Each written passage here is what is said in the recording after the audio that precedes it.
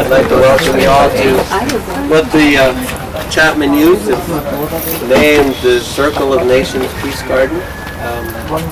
It's the second year we've had sort of a spring ceremony around planting, and the involvement of youth and I guess elders, including me, working together on bringing a healthier outlook to Chapman Town in many ways, both physical health, mental health, more things to do, enjoying life more, etc. The garden came about because we were lucky enough to get this house, and we had a big piece of land out front. I think we originally were going to pay to have it landscaped, and I said, well, wait a minute, let's work on a plan that would incorporate more of the things that we want to see happening in Chapman Town. So with ideas from everyone, with the youth getting pretty excited about the idea of bringing in the different cultures of Chapman and celebrating the cultures instead of perhaps, as in the past, feeling embarrassed of our different cultures. So Ski Savansky and I came out sort of from somewhere. We came up with this pattern. I realized that Chapman Town's different than Chico in one very basic way, in that the streets in Chapman are laid out on the points of the compass, and Chico's aren't. And that brought to mind the four directions, which are often talked about in Native American culture. And so we laid the original cross out in the four directions. When we got to the center, I thought of a circle, and because the circle and the cross are ancient symbols of almost all cultures of the world. These aren't, the cross is not solely, what would I say, thought of as a symbol of Christianity. This is an ancient symbol, four directions. And of course the circle, looking at the natural patterns of the earth, don't go in straight lines, they go in circles. So we brought these together and came up with this pattern, which is very similar to the Celtic cross, four directions, Native Americans, and many other symbols of different parts of the world. And as I was thinking about what to say today to get this rolling, I was just thinking that a garden's a very natural thing to do, and is, when we're thinking of peace and peace in the world, the one thing we all do is garden, and the one thing we all need to do is eat. And then if we refine that a little bit even more, as we plant seeds, the planting is, it doesn't matter what language, it doesn't matter what color, that seed, all that seed wants is to be nourished in the way it needs to be nourished. It needs water, and it needs sunlight. These are things that we need to protect too. We need to protect our environment here in Chapman, here in the world. Some of the youth wondered, well, why do it again? We did this last year. And I was thinking, well, if you think back over the last year, there's probably lots of reasons to have another ceremony for peace. Certainly last fall, September 11th, we've heard so much about. Today in Palestine, we have Islamic people holed up in a Christian church surrounded by Israeli military. I think there's a lot of reasons we need to keep talking about peace. And perhaps the place where Christ was born, this is taking place. So we need to keep working. The elders need to keep working with the youth. The idea of the youth to build this garden was a great idea. But I found when it came time to pick up the pickaxe, if I put it down, the kids put them down real fast. I think one thing elders have to do is keep working.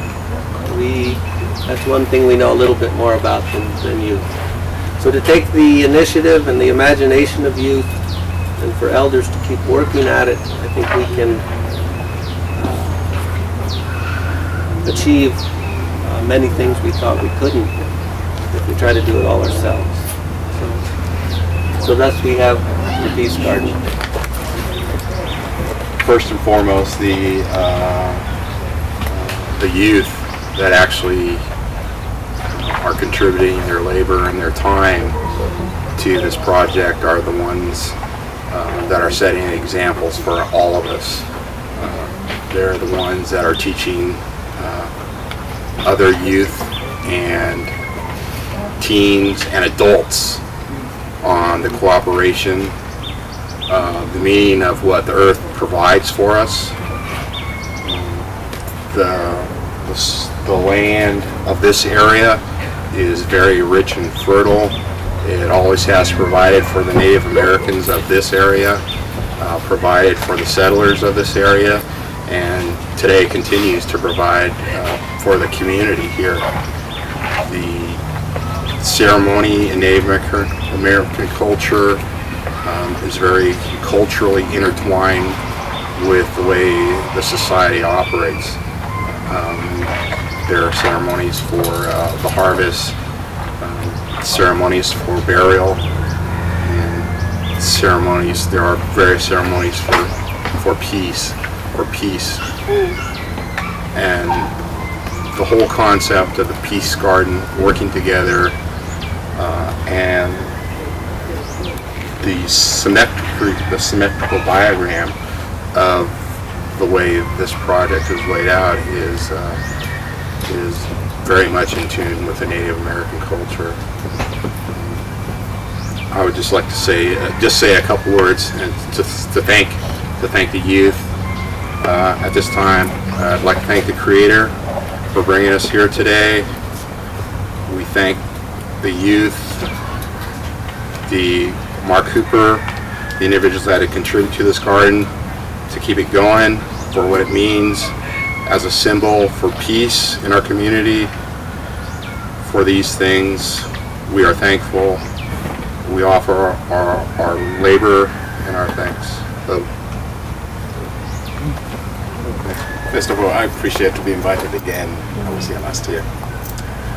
And today, maybe let me share a testimony about when I was growing as a youth, just like you guys did, how the garden played. I never thought that way at the time, but later on when I got older. Where I grew up, we have one long rain season.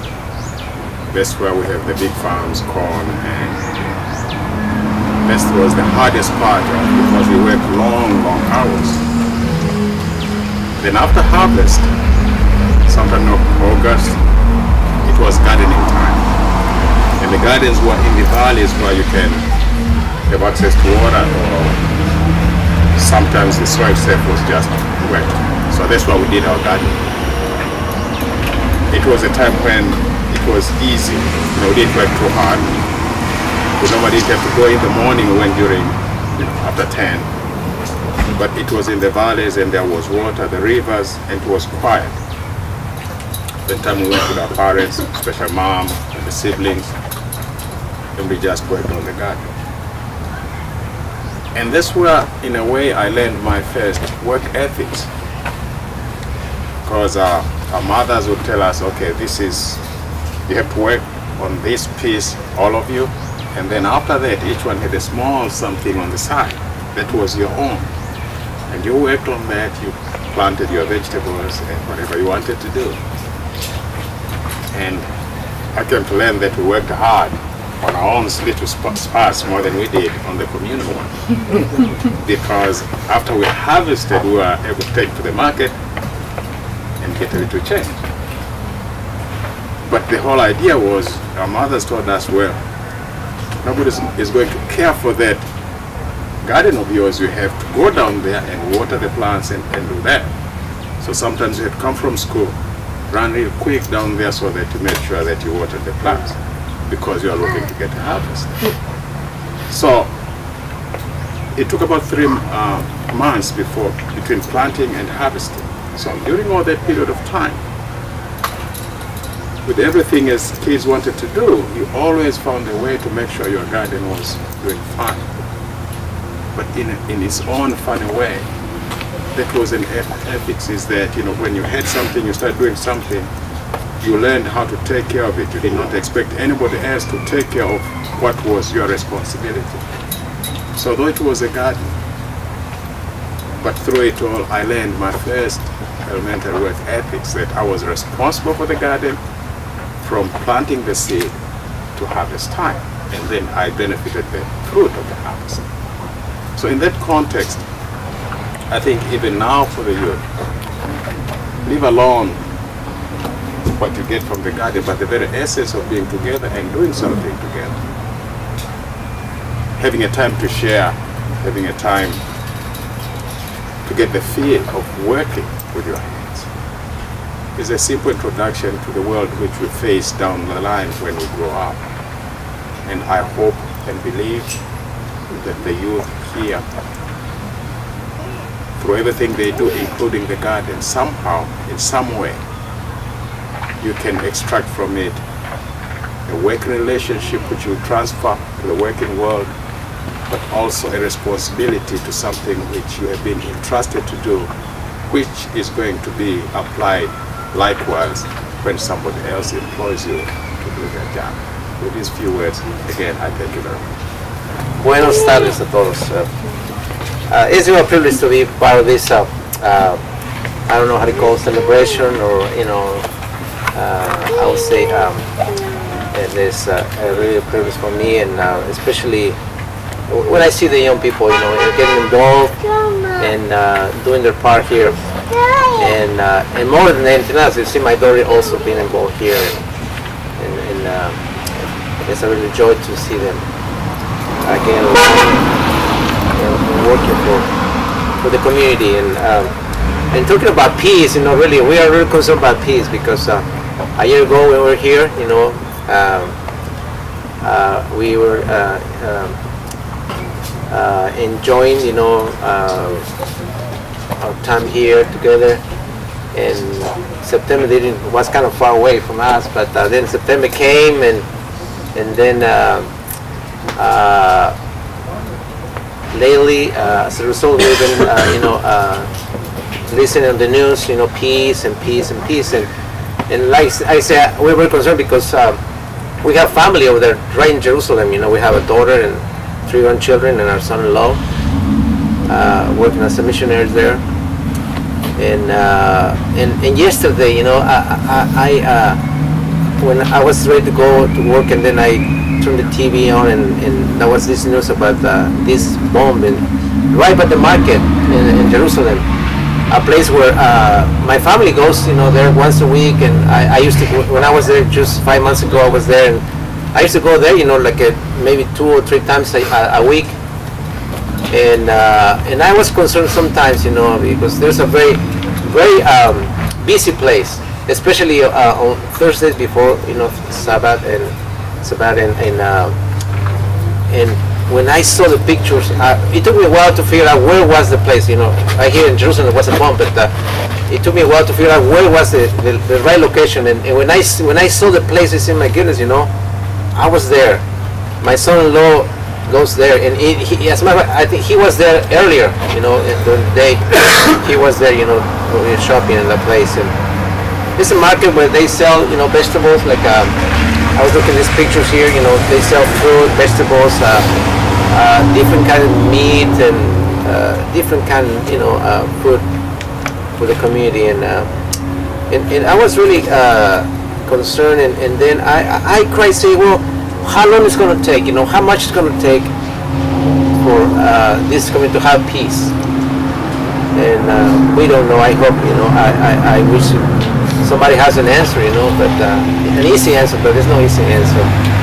It's been, you know, this particular place has been in war since way back, and it's hard, but it's too sad that the young people, like some of the people that we see, some the kids that are here, they're willing to give their lives, for their peace, and I don't know, it's hard to tell. They're really solving, their conflict there that way. But here we are, in front of this place that we call the Peace Garden, and as a contribution, I'm from Mexico, and Mexican, and then somebody, I remember listen. Whenever you question or challenge your descendancy, are you from Mexico? Yes.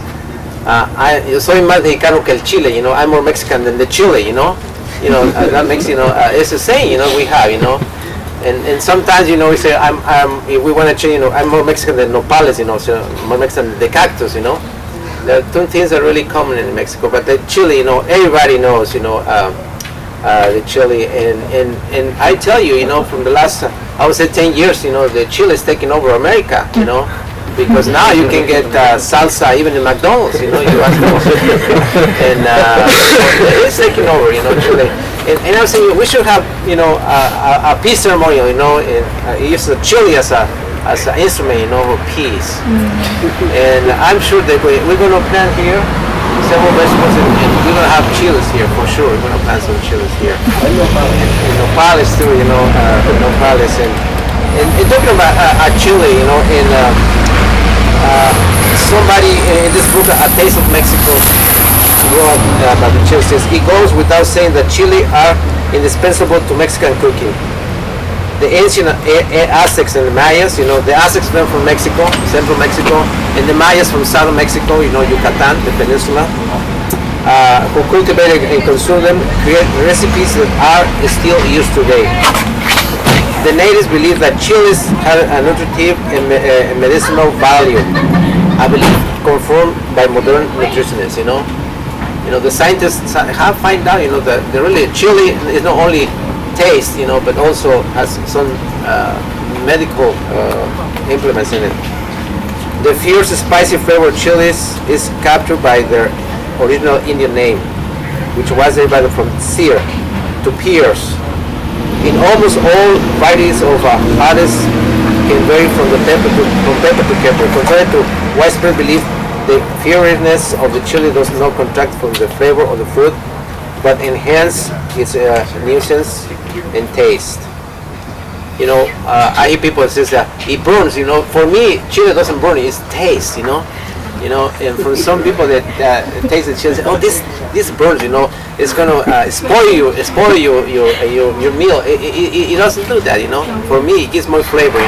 Whenever I having some like say breakfast, in a restaurant, I always say, can you bring us some taste? Can you bring us the Tabasco salsa or something? Give it taste. For me, it's a taste. And so chilies can of course be used, too abundantly. The result is predictable. There's hundreds of varieties of chilies that grown in Mexico. Some are used in both their fresh and dry forms. Interestingly, the fresh and dry forms variety have different names. And of course, if we're talking about hundreds of different chilies, and we can identify ourselves with a different kind of chili. And for sure, I say is the flavor and the taste and the enjoyment that you have from there. It's not really. I get discouraged when I remember working here in a company here, and then sometime one day I brought these chilies from Mexico City. For me, it was like a treasure because it costs not very much money, but you didn't find this kind of chili. It was habanero chilies, Now it's very very very popular now.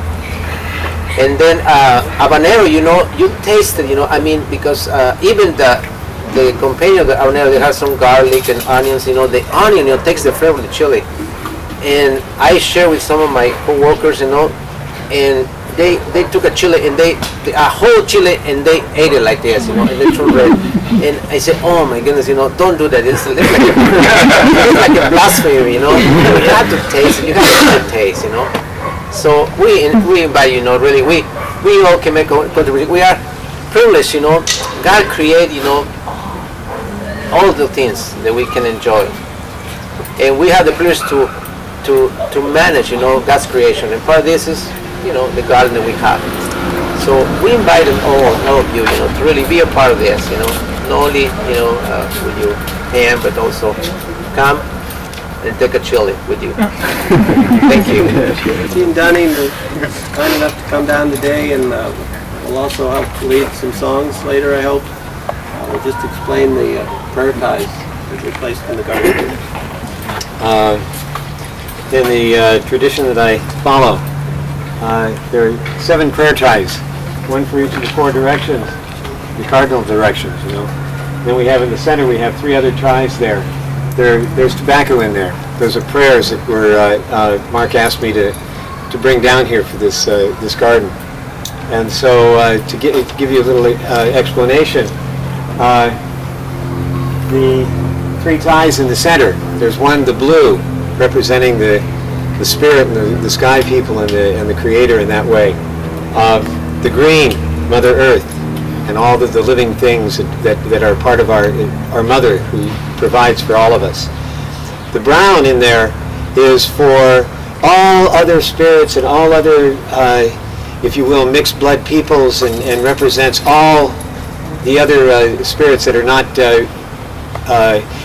actually designated by the other colors.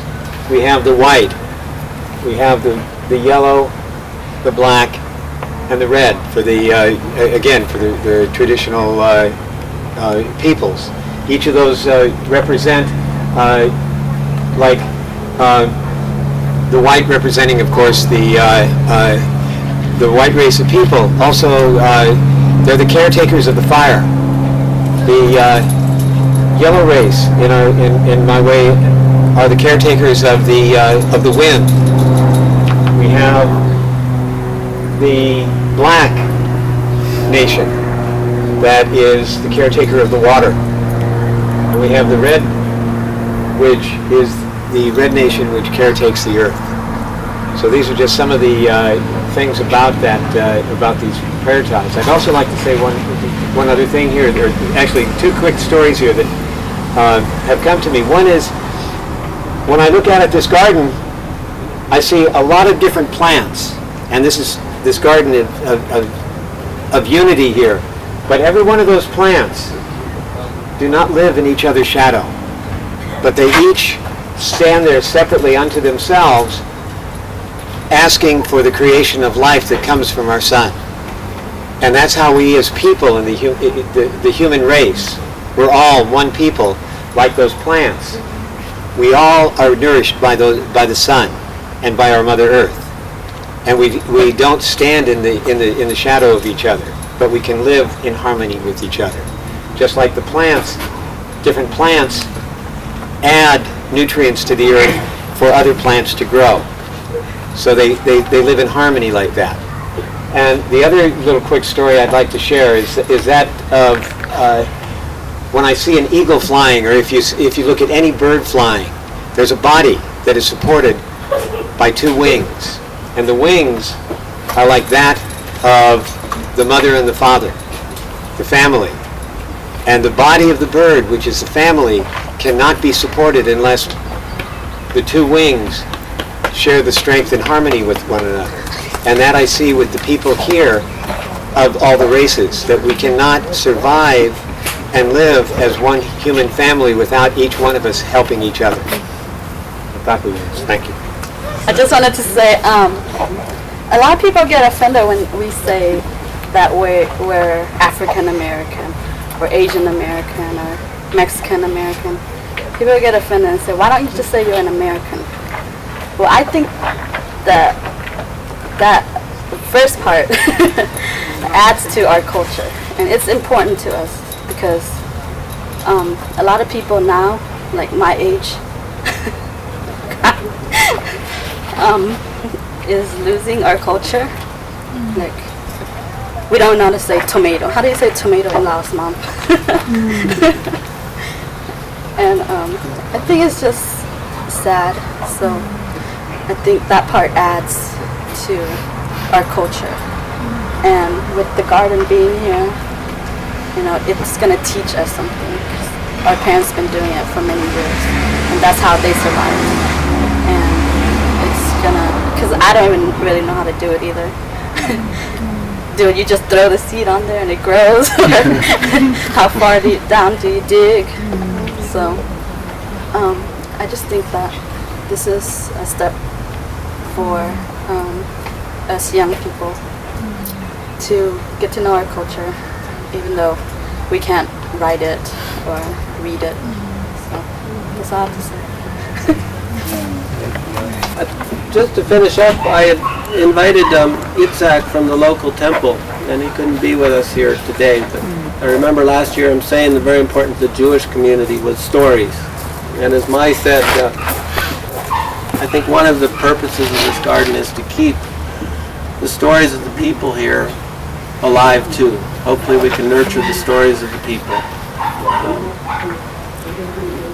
I've asked some of the youth to go home and ask their moms to tell them stories and bring them back, that we'd make a book of it.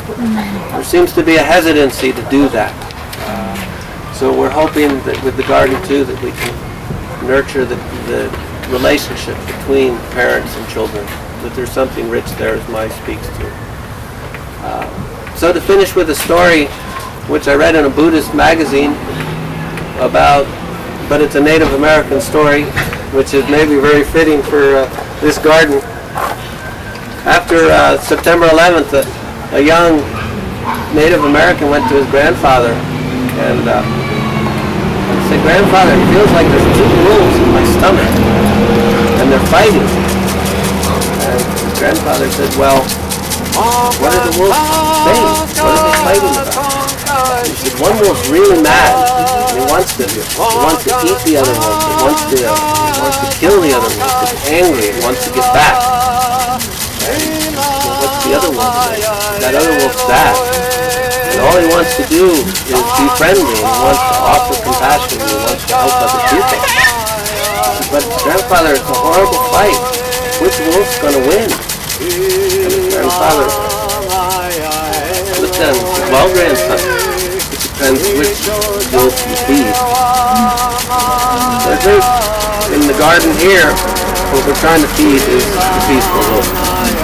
And with your help, if we stick together, if we can be peaceful, it grows from communities this big. It's very hard to change Mr. Bush's mind or Mr. Sharon's mind or Mr. Arafat's mind. It's a little easier to say hello to your neighbor. It's a little easier not to let go of a fight you're having with your brother or your sister or your mother or your father. If we work together at this level, my way of thinking, that's the best